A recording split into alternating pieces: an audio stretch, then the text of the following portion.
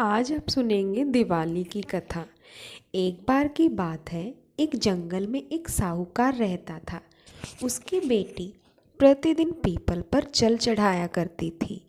जिस पीपल के पेड़ पर वह जल चढ़ाया करती थी, उस पर माँ लक्ष्मी निवास करती थी।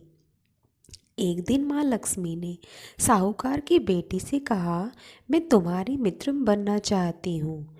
यह सुनकर साहूकार की बेटी ने कहा, मैं अपने पिता से पूछकर आपको बताऊंगी।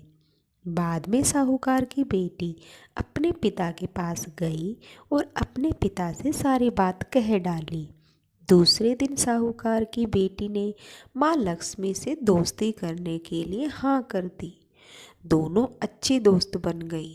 दोनों एक दूसरे के साथ खूब बातचीत करने लगी। एक दिन माँ लक्ष्मी साहूकार की बेटी को अपने घर ले गई। माँ लक्ष्मी ने साहूकार की बेटी का खूब स्वागत किया। उन्होंने उसे अनेक तरह का भोजन खिलाया। जब साहूकार की बेटी माँ लक्ष्मी के घर से वापस लौटी, तो माँ लक्ष्मी ने उससे एक प्रश्न पूछा कि अब तुम मुझे कब अपने घर ले जाओगी। यह सुनकर साहूकार की बेटी ने माँ लक्ष्मी को अपने घर आने को तो कह दिया, लेकिन अपने घर की आर्थिक स्थिति को देखकर वह उदास हो गई। उसे डर लगने लगा कि क्या वह अपने दोस्त का अच्छे से स्वागत कर पाएगी। यह सोचकर वह मन ही मन दुखी हो गई। साहूकार अपनी बेटी के उदास चेहरे को देखकर समझ गया। तब उसने अपनी बेटी को समझाया कि तुम फौरन मिट्टी से चौका बनाकर साफ सफाई करो। 4 बत्ती के मुख वाला दिया जलाकर माँ लक्ष्मी का नाम लेकर वहाँ उनका स्मरण करो। पिता की यह बात सुनकर उसने वैसा ही किया। उसी समय एक चील किसी रानी का 9 लखा हार लेकर उड़ रहा था। अचानक वह हार साहूकार की बेटी के सामने गिर गया। तब साहूकार की बेटी ने जल्दी से वह हार बेचकर भोजन की तैयारी की। थोड़ी देर बाद भगवान श्री गणेश के साथ माँ लक्ष्मी साहूकार की बेटी के घर आई।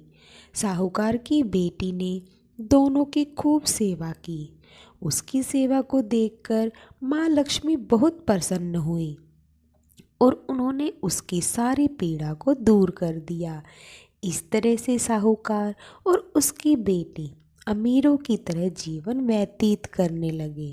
अब आप सुनेंगे दिवाली की दूसरी कथा। एक बार के एक साधु के मन में राजसिक सुख भोगने का विचार आया। इसके लिए उसने लक्ष्मी जी को प्रसन्न करने के लिए तपस्या करनी प्रारंभ कर दी। तपस्या पूरी होने पर लक्ष्मी जी ने प्रसन्न होकर उसे मनोवांछित वरदान दे दिया। वरदान प्राप्त करने के बाद वह साधु राजा के दरबार में पहुंचा, पर सिंहासन पर चढ़कर राजा का मुकुट नीचे गिरा दिया। राजा ने देखा कि मुकुट के अंदर से एक विषैला सांप निकलकर भागा। यह देखकर राजा बहुत प्रसन्न हुआ, क्योंकि साधु ने सर्प से राजा की रक्षा की थी। इसी प्रकार एक बार साधु ने सभी दरबारियों को फौरन राजमहल से बाहर जाने को कहा। सभी के बाहर जाते ही राजमहल गिरकर खंडर में बदल गया। राजा ने फिर उसकी प्रशंसा की। अपनी प्रशंसा सुनकर साधु के मन में अहंकार आने लगा। साधु को अपनी गलती का पता चला।